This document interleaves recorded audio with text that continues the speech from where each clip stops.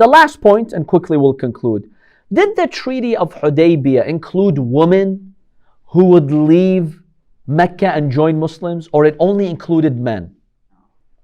A number of sources indicate that some women migrated from Mecca to Medina right after the Hudaybiyyah Treaty. Quraysh asked the Prophet to send them back. We have an agreement that nobody can flee to you. The Prophet said to them, no, the terms of the treaty don't include women.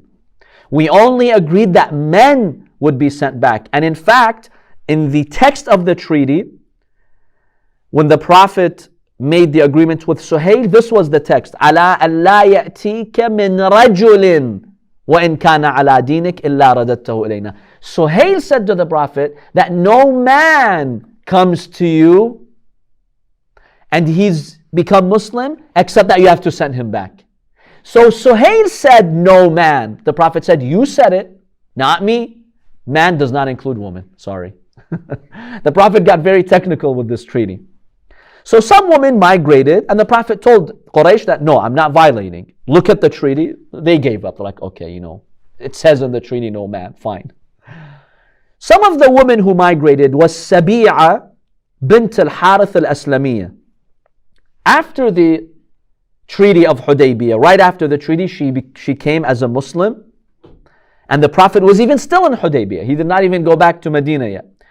Her husband was a kafir mushrik. He came. He said, Muhammad, give me back my wife. I'm her guardian. I don't give her permission to become Muslim and leave. And you agreed that anyone who would flee from Mecca, you'd send them back. And you just did the treaty. So the Prophet is waiting for instruction from Allah. What do? Allah sends verse 10 of Surah Al-Mumtahana. What does it say? Ya ayyuha alladhina amanu, O you who believe, إِذَا جَاءَكُمُ الْمُؤْمِنَاتُ مُهَاجِرَاتٍ. If the women come to you specifically, the believing women, they're migrating, فَامْتَحِنُوهُنْ. Before you accept her, test her. See if she's truly a believer. If she is, فَلَا تُرْجِعُوهُنَّ إِلَى الْكُفَّارِ. Don't send them back to the kafirs. So the Prophet made her take an oath in Allah. Make an oath in Allah. And you're doing this next to the Prophet, right? He told her, make an oath that you did not leave Mecca because you hate your husband. It's not a family issue. She said, yes. I swear by Allah, it's not a family issue because I had a fight with my husband and I'm leaving. Because then it wouldn't be out of true faith. It would be out of a family reason. Number two, the Prophet made her take an oath that she didn't leave because she fell in love with one of the Muslims. And it's a love affair. Because the Prophet wants to let Quraysh know the reasons. But that the only reason she left is because she truly wants Islam. She made an oath that I swear by Allah, it's not because I'm in love with another man, I hate my husband or anything of that sort. It's purely for Islam. So the Prophet said, no, she stays, she's not going back.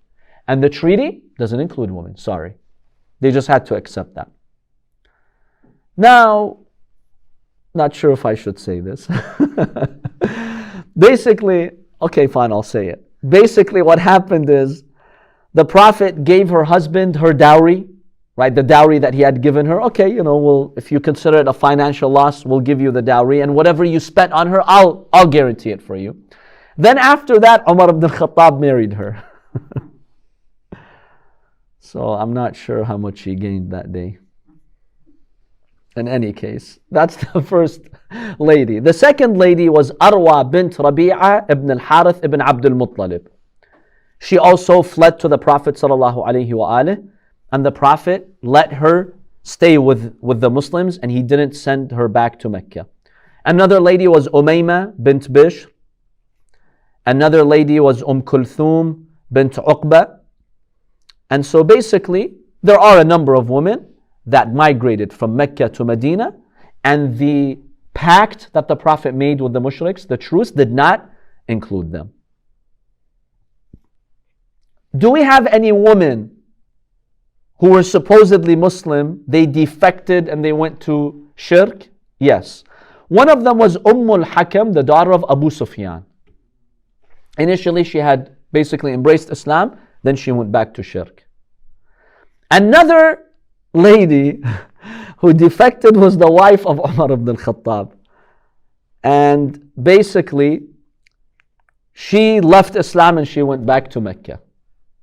So it's interesting that Umar's wife became mushrik and she went back to Shirk. And that lady who came, she married him, right? It's an interesting moment there. She married Umar or Uthman? No, Umar ibn al-Khattab. That lady that I mentioned her name, Sabi'a bint al-Harith, right? Who her husband came and says, give.